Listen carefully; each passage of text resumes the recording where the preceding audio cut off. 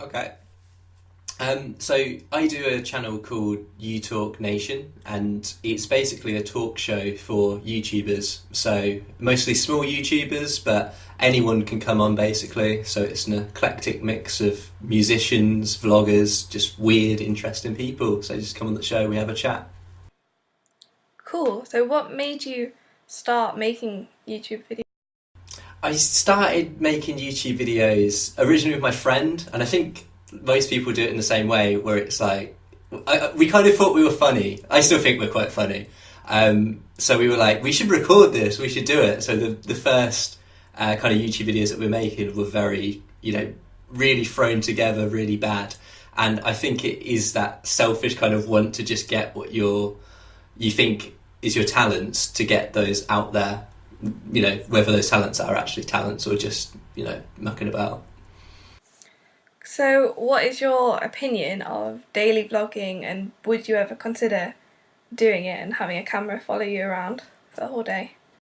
I think that would be cool. Like I don't know, I'd feel really bad if I had a camera follow me around all day because my life's so boring. I'd probably put on a show and pretend that I do loads of cool things. My opinion on daily vlogging, I'm not really a fan of it, but at the same time, I see other small YouTubers that I interact with, and they become very big based on it, just doing daily vlogging. But I've never wanted to do it because I find it a bit like people wouldn't be interested in what I have to say. But then I see other people do it, and gain in popularity, and I'm like, hey, maybe I do have some good opinions. Maybe I could. So I'd never rule it out, but it's not really my thing. Okay. What do you think makes YouTube so appealing to millions of people? I think that it's a lot of aspects.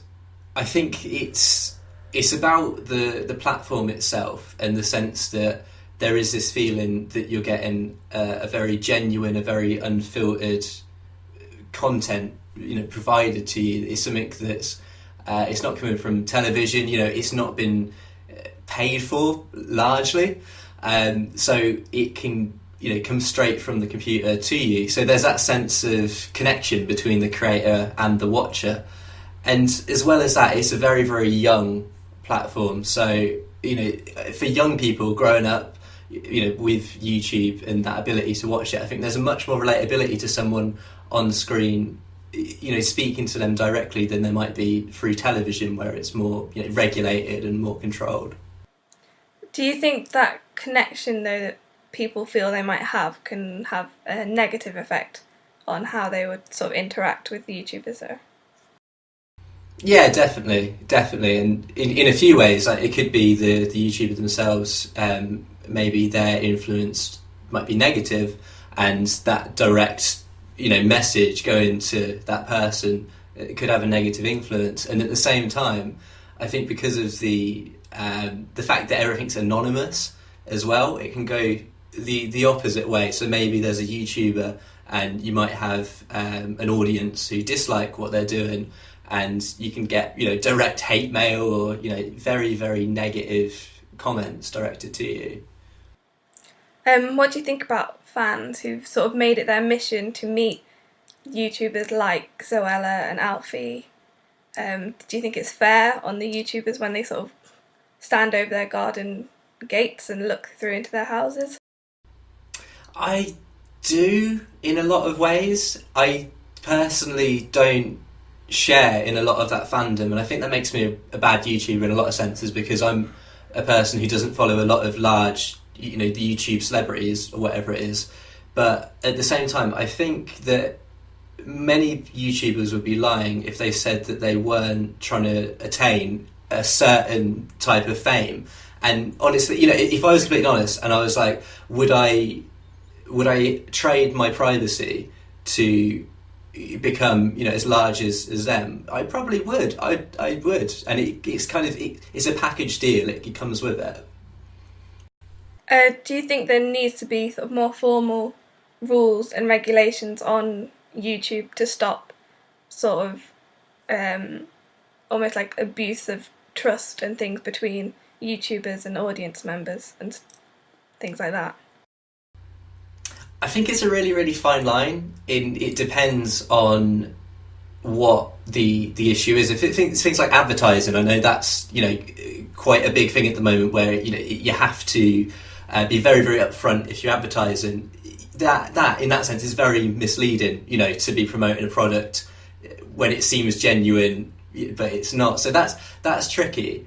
And I think one of the biggest issues is that YouTube's an international website. So, in America and England, there's very different laws on how you can advertise through television. We don't have product placement, or if we do, it has to be, there has to be a little message at the start saying this it contains product placement.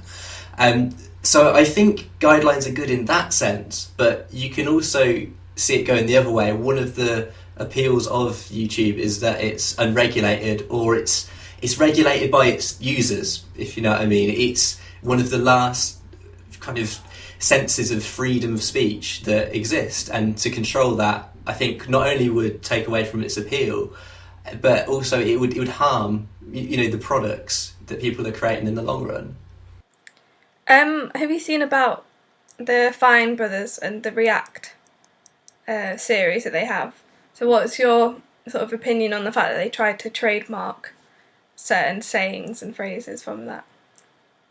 It's a really funny situation in a lot of ways, and I think it's a lot of what happened is warranted, and it's fair enough that they're seeing all this backlash. And the trouble with what they did, it really comes down to the fact that they did it in such an upfront way, which in some ways you'd think would be good, but what they did essentially was they came on and said, "Hey guys, we've got this huge announcement. This is great news for you," and essentially forced anyone making a React or React related video, which when you break it down is essentially any video. It could be stretched to say, "Oh, they've reacted," etc.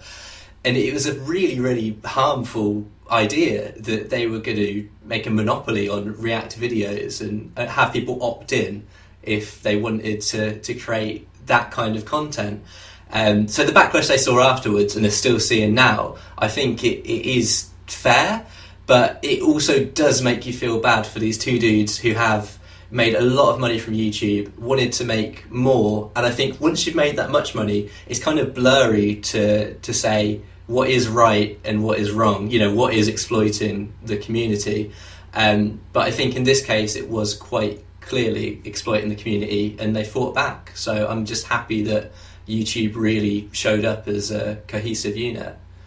And finally, aside from your own channel, what's your favourite YouTube channel to watch?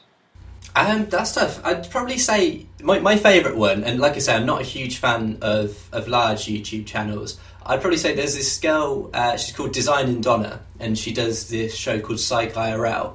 And what it is basically, it's like psychology, which I like. I'm basically an idiot. Like, I don't know anything about psychology, but she does this these explanation videos where she applies psychology to real life situations, and it's just the coolest thing, because it's I leave every video and I feel smarter and I feel like I've experienced something. So I absolutely love that.